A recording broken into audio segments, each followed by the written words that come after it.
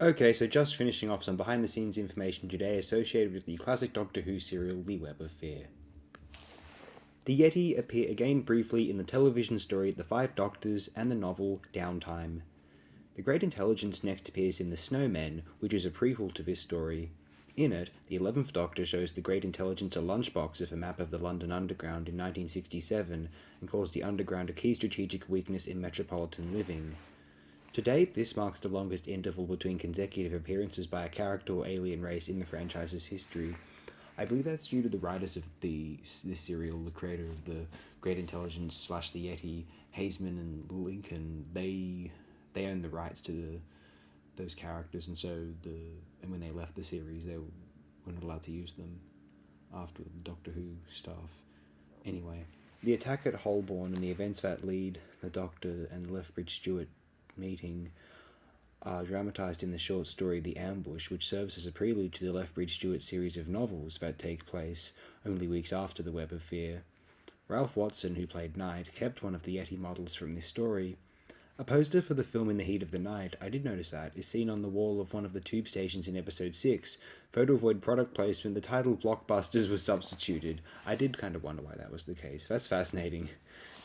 Deborah Watling was fond of recalling one of the many pranks that befell her. One scene required the Doctor, Jamie and Travers to search for her, and Jamie was supposed to find Victoria's handkerchief.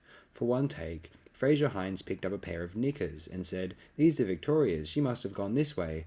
Patrick Troughton took them and said, "Yes, they are, aren't they? Yes, she must." Then Jack Watling took them and said, "How do you know they're hers?" This prompted the crew to burst out laughing.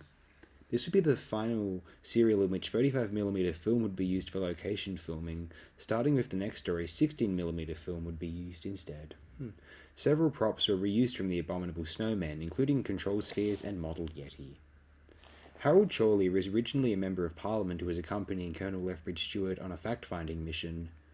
At one stage, Arnold survived the climax, and it was revealed that he was actually a museum commissionaire who had been attacked by the first of the revived Yeti and then dominated by the Great Intelligence. This was originally meant to be the finale to Season 5, but it was pushed back when Fury from the Deep needed rewrites. And I suppose Wheel in Space was put in as well? Interesting. Nicholas Selby was sought for the role of Colonel Lethbridge Stewart.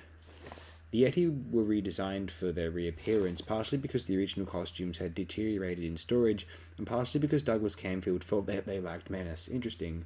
They now sported long claws and large glowing eyes, and were more compact than their predecessors.